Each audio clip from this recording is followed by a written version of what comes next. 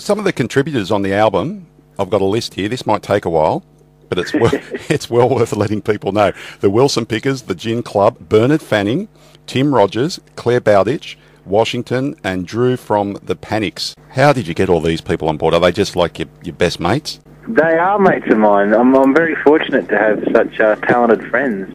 I just wanted the record to sound a little bit more different than just me playing everything. So when something came up and I thought it could do with another voice or another sound or another guitar, I had some talented Aussie dudes to call upon, luckily. So yeah, I didn't have to bribe anyone or pay any masses of money. They all did it out of love. Hang on a minute. I know for a fact that, well, I wouldn't call it a bribe, but there was free minestrone. There was. I'd always put on some food and some beers or whatever they like to drink, and that kept everyone happy. So I do like to cook, and it's a lovely place to have a bit of lunch up in Mount Nebo. Yeah, because you've been on a cooking show or two, haven't you, in your time? I have. Yeah. Nothing like MasterChef, but... Probably more real anyway. It does. The food might not look as pretty, but it tastes better. Exactly. With your track, say if you had Bernard Fanning from Powderfinger or Tim Rogers from UMI or Claire Bowditch, did you find that the songs suited their individual style, or did they go to a different level? For the example for Claire and Bernard, I pretty much had an idea down of what I wanted them to do, and obviously they put their own personal stamp on it and deliver a vocal in a certain way, or obviously they've got their own styles and they add that to the record. And Tim, I just let free wheel pretty much. I mean, I gave him a basic melody and the lyrics, and he just went for it, and because he actually sang the lead vocal on that track, very honoured for him to do, and just let him go, and he just churned it up. It was awesome. Yeah, I think Tim's a bit of a free spirit. I've heard him interviewed on radio and seen him on TV, and he's a funny fella. He is. He's a lovely guy. The setup when you're playing live, what's that like? Is it just Andrew Morris on his own? Does he have a full band? How do you like performing, and how are you performing at the moment?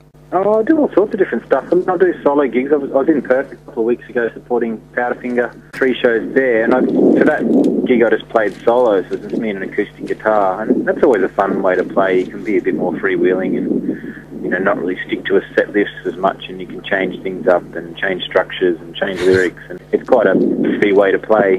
But I do love playing with the band as well. Obviously, most of my records have band accompaniment, so it's nice to realise that on stage, and also just the fact of playing with people is a really fun experience. Because I'm a solo artist, I suppose I don't have to stick to the same people all the time. It's really fun to mix it up. Right, so does Fred ever ring up and say, Andrew, I'm ready for the next tour, and you like, actually, Fred, got bad news for you. I'm changing the band. Much.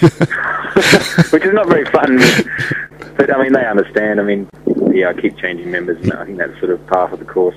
But I often bring people back, so always prodigal son returns. Ladies and gentlemen, you're tuned to VOX FM. I'm speaking with Andrew Morris, Australian singer-songwriter, and Andrew's just released a new album, Shadow of a Shadow, and it features artists such as Tim Rogers from UMI, Bernard Fanning from Powderfinger, and also Claire Bowditch. Andrew, looking back, your first album, you've released 5 now, including Shadow of a Shadow.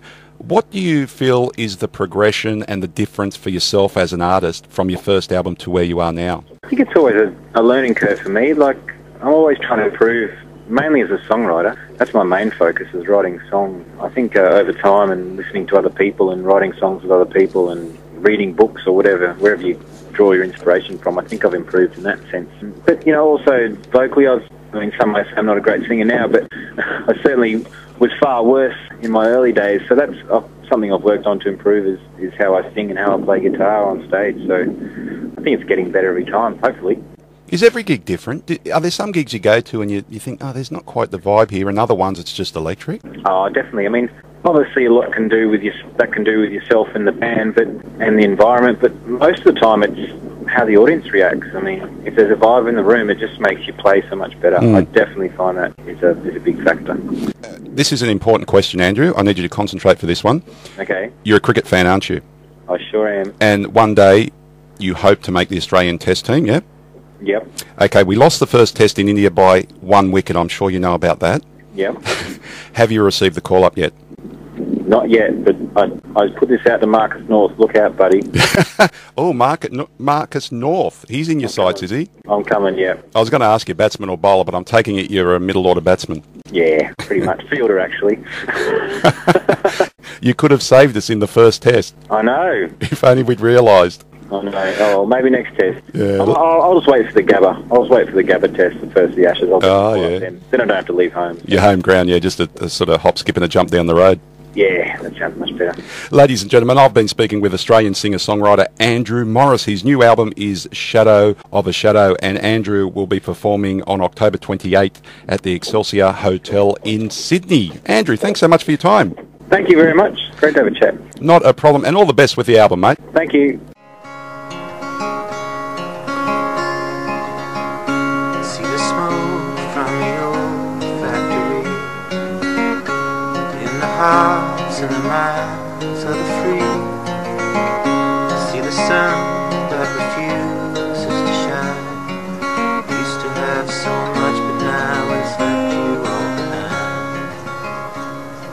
The gold rush is over, the town's falling down. The once stood great buildings is now sunken ground. The families are leaving, the playground's gone. We once had a